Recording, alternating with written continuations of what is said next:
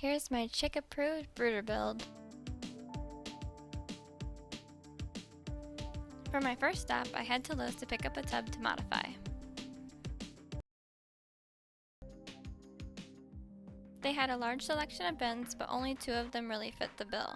The factors I considered were the size, depth of bin, and maneuverability. Here are the 2 contenders. Both have wheels which will allow one-man use. The wheel wells will be buried in 8 inches of pine shavings, giving the chicks plenty of room to roam. The bin on the left was deeper, and I liked the design better, so I went with that. Here's a closer look at the wheel and lid. The grid on the top really came in handy when I started to design and modify the brooder.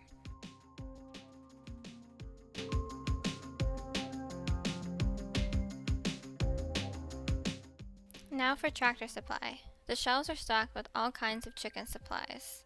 After browsing the shelves, I noticed there was a shocking number of waterers, feeders, and more. That said, I based majority of my decisions on price as well as size because this is intended for chicks. I also grabbed a food-safe bucket so I could ferment the feed. I ended up getting non-GMO organic chick starter crumbles, and the impeccable starter poultry kit was the best bang for the buck. I couldn't help myself, and of course I picked up a book, Keeping Healthy Chickens. Super cute, tons of photos, tons of good information, and I can't wait. Looks like a good read.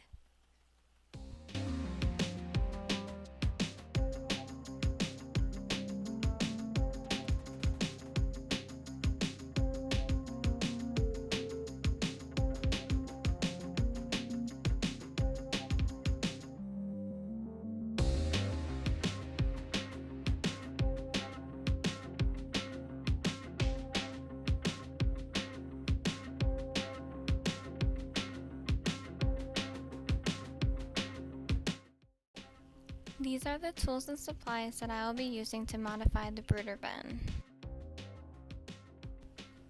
I plan to remove the top and fasten harbor cloth for ventilation and cut a hole in the side for a door.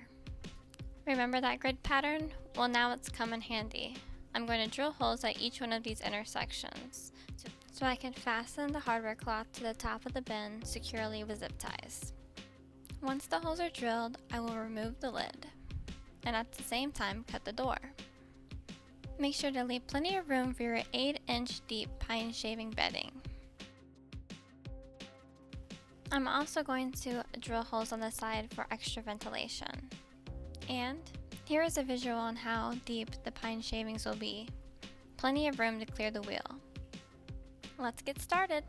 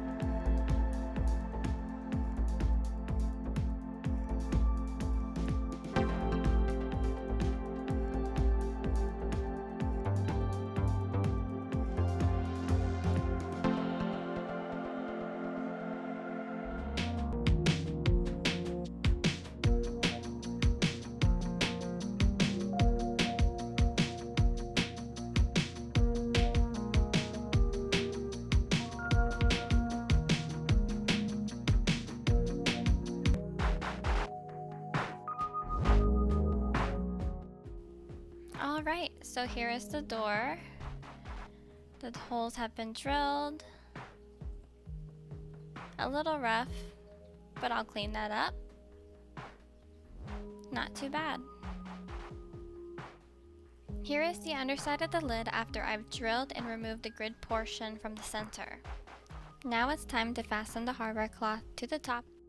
I placed wood blocks to help weigh the mesh down as I worked. I'll feed a zip tie through each one of the holes and tighten it down.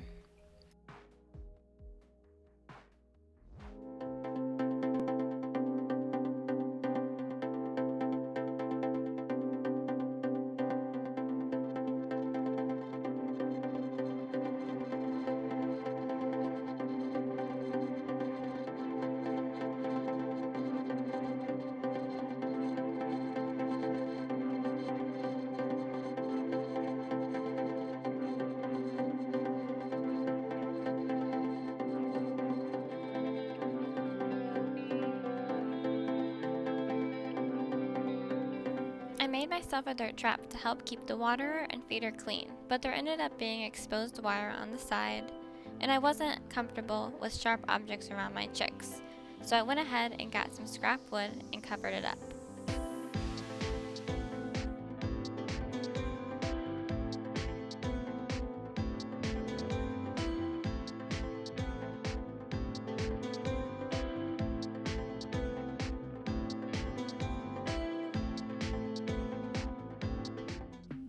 Alright, so here is the end result, all covered. That is my door / ramp out. I attached it with Velcro, and there are some hooks on the side. It just pops right off. Flip it around and attach it. There you go. Chicken perspective. Perfect for playtime with the chicks. It's easy to remove and secured with hooks. As far as the design, I pretty much just used things around the house and made it up as I went. For instance, these hooks came from the junk drawer. I always keep industrial Velcro around because it always seems to come in handy. I didn't want to have to worry about a door and a ramp, so I made a door / ramp. Perfect. All done.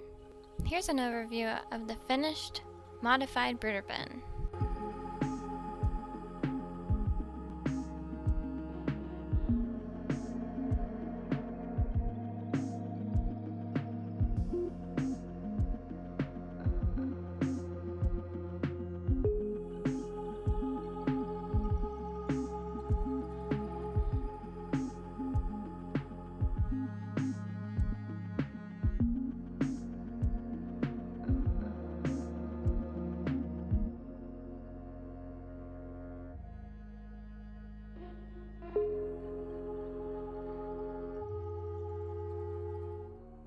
Now it's time for the assembly.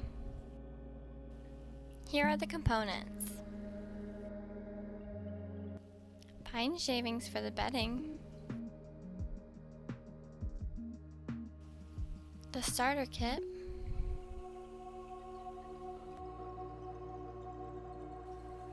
Which included a waterer, a heat lamp, and 2 feeders, all of which are perfect size for my brooder. A bowl for under the dirt trap. A container for grit. Dirt trap tray. Organic non-GMO chick starter crumbles. A food safe bucket to ferment the feed. Now let's get started.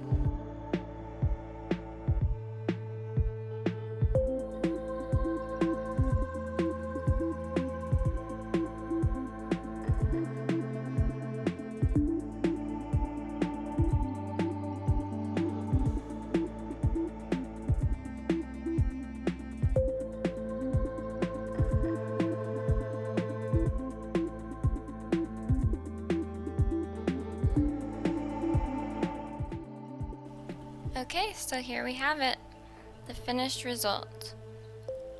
The waterer, feeder, the grit cup, the dirt trap, another feeder, and the door / ramp.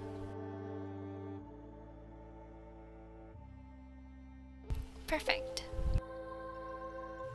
I ended up mounting the heat lamp to the rim of the top. Now all I need are some baby chicks. Thanks for watching. Please like and subscribe for more.